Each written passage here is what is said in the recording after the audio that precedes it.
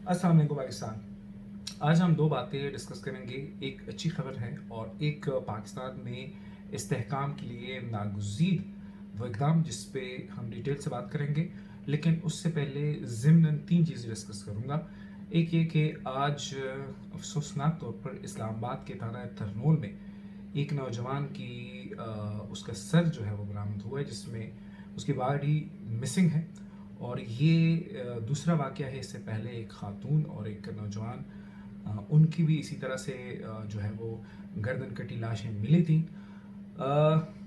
गालिब इम्कान यही है कि ये खौफ व हरास फैलाने के लिए कोई मुनज़्ज़म वारदात है, या जो भी है इसके बारे में पुलिस जो है वो जांच कर रही है।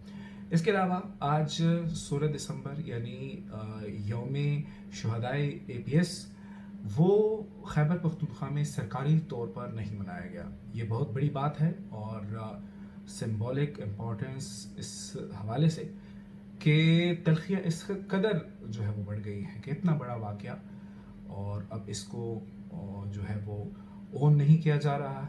ये लम्हे फ़िक्रिया है। और इसके अलावा आज ये हुआ कि इंसदाद दहशतगर्दी अदालत इस्लामाबाद में PTI के वो कारकुन जिनको गुज़िश्ता समात में EDC के जज ने मुकदमे से डिस्चार्ज किया था, आज जब दोबारा उनको पेश किया गया तो कुछ 50+ कारकुन जो हैं उनको मुकदमे से डिस्चार्ज करने के बाद जज ने खुद पुलिस वेन के पास आकर बार बार ताकीद की कि इनको गिरफ्तार ना करें। तो इसका मतलब ये हुआ कि हमारी अदालतों ने खुद को इतना बेवकत कर दिया। जो सहूलतकारी उन्होंने की, जो लोगों को बेगुनाह मुख्तलिफ जो मुकदमों में उनको रिमांडें मिलती रहीं और जो लोग 3PO के तहत गिरफ्तार होते रहे, एक जगह से दूसरी जगह, एक जगह से रिहाई मिलती तो दोबारा गिरफ्तार होते रहे और अदालतें चुप थी, तमाशा देख रही थी। तो आज ये नौबत आ गई कि अब जजेस को खुद पुलिस के पास गोया अब हम इसको किस लेवल की जो है वो पस्ती कहें, किस लेवल पे अदालत का मेयार जो है वो उनके फैसलों की वक़्त जो है वो किस लेवल तक आ गई कि जज खुद जाके कह रहे हैं कि इनको गिरफ्तार ना किया जाए। अब हम दो जो मेजर टॉपिक आज डिस्कस करने वाले हैं उसमें एक है कि पाकिस्तान में शरह सूद में कमी वाक़या हुई है और 15 से 13% पे ये शरह आ गई है। ये इम्कान जो है वो ज़ाहिर किया जा रहा है और क्लेम किया जा रहा है कि जो रवा माली साल है, ये जो फिस्कल ईयर, जो करंट फिस्कल ईयर है, इसके एंड तक पाकिस्तान में सिंगल डिजिट में शरह सूद जो है वो आ चुकी होगी। और अगर एक आम आदमी की ज़बान में हम इसको समझना चाहते हैं तो शरह सूद में कमी से जो सरमायाकारी के मौक़े हैं वो बढ़ जाते हैं। लोग उसमें पैसे लेके मुख्तलिफ जो है वो सोर्सेज से उसको दूसरी जगह दोबारा इन्वेस्ट करने के लिए जो है वो एक्टिव हो जाते हैं। उनको ज़्यादा चूँकि सूद अदा नहीं करना पड़ता तो इस वजह से वो उनका रिस्क भी मिनिमम हो जाता है, तो वो इस प्रोसेस में ज़्यादा एक्टिव हो जाते हैं। और इसके अलावा जो शरह सूद में कमी से एक मेजर स्पॉट जो डिफरेंस आता है या जो फ़र्क पड़ता है, जो अच्छाई होती है, वो ये है कि अंदरूनी कर्जे जो है उसमें कमी आ जाती है।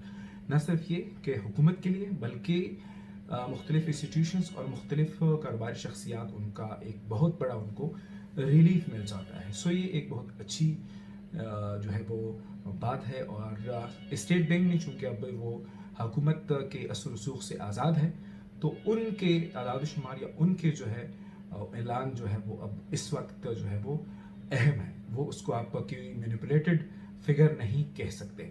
इसके अलावा हुकूमत और PTI में मुज़ाकरात जिसको अब स्टेट लेवल पे नागुज़ीर करार दिया जा रहा है कि इस मौजूदा सिचुएशन में जिसमें सिक्योरिटी के बहुत ज़्यादा मसाइल हैं, PTI भी बसियत जमात काफ़ी प्रॉब्लम्स में फंसी है। और इसके साथ साथ चूँकि PTI एक जमात है और उनकी बहुत बड़ी फ़ैन फॉलोइंग है, उनकी स्ट्रीट पावर है, उनके बहुत ज़्यादा जो है वर्कर्स जो हैं वो पाकिस्तान का हिस्सा है। तो ये पूरे टेंशन को, ये जो दोनों तरफ जो खलीज है, इसको कम करने के लिए अब बातें हो रही हैं कि इस हवाले से इक़दाम हो, इस हवाले से संजीदा कोशिशें हों और بیانات ہوتے رہیں گے، لیکن پس پردہ مذاکرات ہوں گے، اور اب حکومت نے اس حوالے سے کمیٹی بھی تشکیل دی ہے۔ کل کابینہ کا اجلاس ہے اور اس میں مختلف اہم فیصلے متوقع ہیں، اور اس میں یہ بات بھی ڈسکس ہوگی۔ یہ بات الگ کہ دونوں طرف سے بیان بازی جو جاری ہوگی وہ ہوگی، لیکن جو مفاہمتی دونوں جماعتوں میں افراد ہیں وہ کوشش جاری رکھیں گے، اور اس مرتبہ یہ جو مذاکرات یا جو کچھ بھی پروسیس ہیں اس میں مقتدر حلقوں کا ان کی منشا بھی شامل ہے۔ آپ اپنا خیال رکھیے گا، مجھے اجازت دیجیے، خدا حافظ۔